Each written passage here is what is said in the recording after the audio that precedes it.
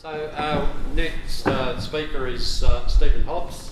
Stephen's wandered across the border this morning, so has no choice but to use EID, but he's going to just share his experiences with them. Oh, thank you, Ian. Thank you. It was quite interesting. An email turned up last week and about the sheep technology workshop. Beauty. I was in the office. Quick shot back an email to Ian. Said, fantastic, can I come along? I know I'm from over the border, but do you mind leaving the gate open? And I can find my way through. So thank you. And while I was talking to him, he said, oh, yeah, we'd love to have you come along. Do you mind presenting? I said, well, really, I wanted to come along to learn from you guys, to see what's happening. But it's something I've just been doing. I think it was 1st of January 2017, it was made mandatory in Victoria. For all animals born from that date onwards. But I could see a benefit from collecting the data. And there's an old saying about necessities and mother of invention. So the 4 points, I guess I'd like to touch on why bother, how do I go about it, what am I collecting and where to. So this is a why bother. A little bit different with the rainfall. Long term we were about 420 mil. Since 1990 our rainfall's dropped to 304 annual with 220 in the growing season. So it's making things a bit difficult. When I came home on the farm, Dad was 25% cropping, 75% sheep. You know what it's like with young fellas, shiny paint and comfortable seats and cassette players in those days. Used to be good fun, putting them in the crops until we hit these dry years and we really started to struggle. And so I guess the best way to sort of work out where you're going to is analysing your situation and then saying, right, oh, these are the strengths and weaknesses and this is where we're going to head. So the other thing that we noticed, so I set up a weather station up on the farm in 2014. So it's not a huge record, but in light with the declining rainfall, you can see our maximum temperatures are increasing. The number of hot days we're getting at or above 32 degrees is interesting. We're now getting our last few hot days in April at or above 32, and then they're starting again in October. So we've only got 5 months growing season. So from that, and also the frost window. Normally the frost window is around about 90 odd days. Now we've averaged 138 days. So that means from the first frost to the last frost, the last one ends up being anywhere from middle September to October. 2 years ago the last frost was on the 1st of November. So a lot of chickpeas and lentils and things like that went west. So with all this in mind, it was a real no-brainer to go back to sheep. Sheep don't get frosted, and you don't get chemical-resistant weeds in sheep either. So we backed off on the cropping and decided to go EID. So we had a bit of a look at some different arrangements. 4th generation farms, so the sheep yards are where Grandpa put them. And as they fell down, we just kept replacing them. So I replaced it with quite a few panels and bits and pieces I've replaced myself. And it was always good as long as you had 3 men, 4 dogs and a slab of beer so you could recover at the end of the day. Sheep work was always hard and you'd spend a day fixing up the old wooden fences and you'd go through half a roll of number 8 fencing wire and all that sort of stuff. Now it's tech screws. But we're getting there. So I go along with Michelle. One of the biggest improvements you can do is fix up your yards first, make life a little bit easier. I fell off the back of the ute and did some damage to my knee, so I couldn't find it so easy to drag sheep anymore. So I put a combi clamp on, and we used that for a couple of years, and that was really good. And then when we decided to go to EID, we bit the bullet and bought an auto drafter and tossed around with setting up in the shed shearing shed's fairly old and it needs renovating. So decided to opt with the concrete slab in the middle of the yard. Pulled out the old drafting race, and Dad gave me a few sideways glances. He said, I don't know how you think you're going to sort all those sheep up through there, you know, anyhow, you young fellas, you'll learn. So I set it up, and I have to eat some humble pie here. When I was trying to draft the sheep and bring the sheep up the same way that we've been bringing them up for the last 100 years, it was quite difficult. And one day I was in the sheep yards and I noticed the sheep. After I yelled at the dog successfully and she ran off. She was looking for shade and shelter and so forth. And I was watching the sheep and the buggers were circling around anti-clockwise. I thought, I wonder if I open the gate and bring them up into the next yard and then open the gate that I put in the side of the drafting race, they might happen to go in. And I noticed there's a bit of a dead spot in the back corner, so we got old Brownie. She was still alright. She's half deaf, so she couldn't hear me yelling. Tied her up, brought the sheep in, and blow me down. Buggers run through the yards. Couldn't believe it. So, number one, I was ecstatic because all of a sudden, what everyone else was telling me wouldn't happen, did happen. But secondly, I felt a great deal sense of shame because for the last 35 years we've been doing it the hard way. So, yeah, look and observe as well, take some notice. So, I'm going to flip to the next page and I've got a couple of videos because most people don't believe that sheep will run. And I sort of didn't either really, but proof is in the pudding. So on the left-hand side we've got some lambs. So we've got a self-replacing merino flock. Anything that doesn't make the grey, I basically stick a white Suffolk over it, and we target, because it's only a short growing season, I target 45 kilos. So I want to drop them, fatten them, get them to weight and then off, because I don't want grass seeds and all those problems at the end. So the lambs on the left have been through twice before. So what I do is just run them as a big mob, bring them in, set the auto draft to the 45 kilos, put them through, and then bring up the stock agent. I've got 123 to go, the rest go back to the paddock, and in 10 days time they'll come in again. The other good thing about doing that is you're collecting your average daily weight gains as well, so it gives you a bit of an idea if they're putting on 187 or 220 or whatever. You can sort of adjust them to the better paddocks to try and get those lambs up to weight quick too.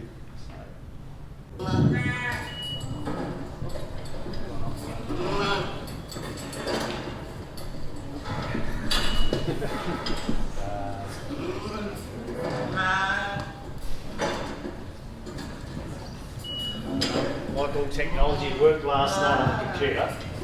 But basically the lamb is going through the auto drafter. You can't hear any yelling, you can't hear any dogs barking, you can't hear me cussing. Once they get the idea of following each other, they just keep going through. There's no one standing up the front, swinging the gate, or going, oh, hang on, I missed that one, and trying to pull them up. They just keep flowing through. It's quite amazing.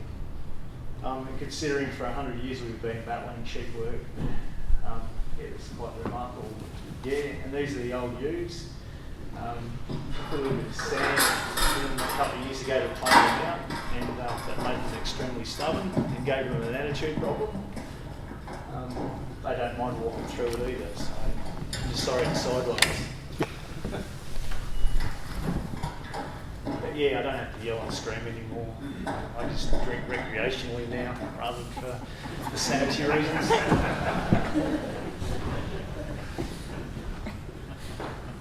So what am I collecting? Well, we started off with the low-hanging fruit first.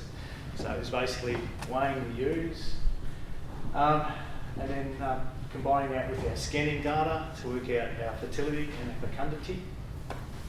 And then, so the graph on the right is from 2018.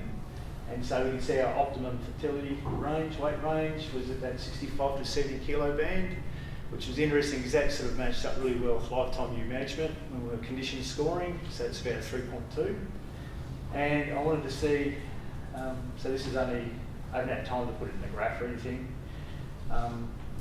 but that's the 2019 scanning last week that we did, and we can see that fecundity is not quite as high, probably because of the tough conditions, but our fertility is up 10% on last year, so interesting with those late rains.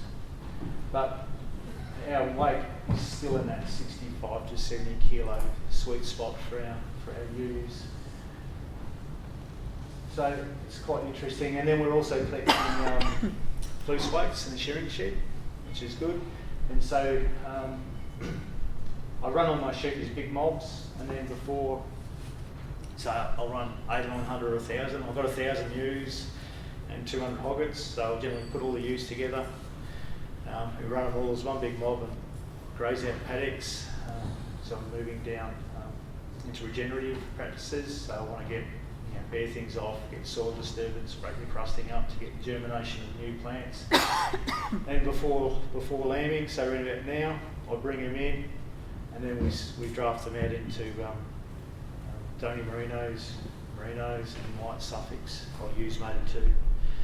And then I'll get the paddocks set up in the next week or two, and then we'll actually draft them into singles and twins of each lot, and then we can have the feeding right for their requirements for lambing.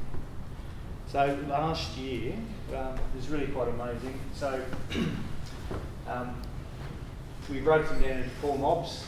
So when we stand it's in the middle, we've got 2 White Suffolk and 2 Merino. And then we've got the number of dries, and then twins and the singles. And so, yeah, we had that 135% figure there, if all those fetuses turned into lambs. And then down below we can see what we actually marked, lambs marked. So from 135 we went down to 105. But I can see that in one mob, 86%, we got hammered by foxes last year. So I'm looking at putting up some electric boundary fencing to keep the buggers at bay. That's even with alpacas. It used to be worse without alpacas and shooting and baits and everything else. But it's quite interesting. So you can start to identify where you've got problems, how your ewes are going, and then all that information we feed back into an Excel spreadsheet, and then giving each ewe an individual dollar value. So the idea is if the season starts to come in a bit short and I'm going to start dropping sheep off, I sell the less profitable sheep rather than the ones that visually look fatter or thinner or leaner or meaner. So up on the top table, we can see so starting at the top, the whites, ewes mated to White Suffolks were singles. The top fleece in that mob was $89, the low fleece was $35. And then by the time we add in the land as well, they averaged out at $178 a mob, with the top ewe being $205 and the last ewe being $150, $151. The White Suffolk multiples, similar thing again, $92 worth of wool, and the low of $50. I thought that was interesting because generally I was led to believe that if you had more lambs, you'd compromise your wool. But we actually had an increase in our wool value, whether it's because I was perhaps feeding a little better, I'm not sure. And then our average ewe return went up to $220. So in that mob, the spread was $245 to $195. Then we go down to our merino singles. Average fleece value was $77. The top fleece being almost $125, $104.33. The lowest one at $50. Add in the lamb, the ewe average is $170. Top ewe at $217, and the worst ewe at $143. And then this is what surprised me is the merino multiples. Even though the fleece average was down a little bit, 47 cents, that's neither here or there. By the time we add in the lambs, our top top year, or average year was 247, top year was almost $282, and the lowest year was $216. So they're the ones I want to keep and breed from. So that's the great thing now. So every animal now has a dollar value associated to it. It's not perfect because I didn't wet and dry the ewes, and I haven't associated the individual lamb survival to that particular ewe, and so that's where I'd like to go. But you know, when they're running through the auto draft and it flashes up that this one's $102 and the next one is $178 or $190, it's a big enough spread to know that you're. Yeah, and so where to from here? Well, I will be collecting more data, but it's going to be useful data. So I've got a bit of a target where I want to go to. I'm looking to have animals that have good muscle and good fat. I want the fat because they can burn that off over the dry summer months rather than burning off muscle. So the ewes have quicker recovery, and because I'm trying to get those lambs on the ground and grow them as quick as I can and off before the season cuts out. There are a couple of my key objectives. As I mentioned, I will start looking at wet and dry ewes so I can associate, but I'm interested in those tags. They look excellent. That'll be a good way of doing it. And I'd like to weigh my lambs at marking time so I can get some true growth rates, pick out the better ones. And then all that data that I've collected, I want to put it back into look at my breeding objectives, whether I'm achieving them, reevaluate what you're doing. Because I don't want to compromise too much of my wool either. So one of my objectives is that because of the climatic variation and the extremes that we're experiencing, I'd rather run less sheep but more profitable sheep and maintain ground cover, and then I can start monitoring conditions on a monthly basis, and if I want to start lightening off, I can start doing it when the sheep are at a good price, for example. So if I've got to lighten off numbers, I think things are going to be a bit dry. Well, have a look and see what the price of sheep is at the market. If they're making $120, well, I can just put in the auto draft. I don't want to start pulling off sheep that are below $120. We run through, they go off to market. Doing the same thing with the dries. So we've got repeat offenders. So ewes have been drying twice in a row. They'll be shorn in a couple of days' time and off the market. Costs the same amount to feed them, whether they produce a lamb or 2 lambs or no lambs. So my wife tells me I'm into eugenics. She calls me Hitler. She said, you're a cruel man, but I don't want any freeloaders in the system. I just want profitable sheep. Other stuff that I'm interested in, setting up a network across the farm. We have a few communication black spots, but I also want to start doing more remote monitoring, putting sensors up in water tanks, even cameras up for security. Now that sheep are worth a bit more, we've noticed a few, we've always lost a few more are starting to walk. So if you can set up a bit of on-farm security, it's really good. It's also good for biosecurity, so you know who and what, when and how.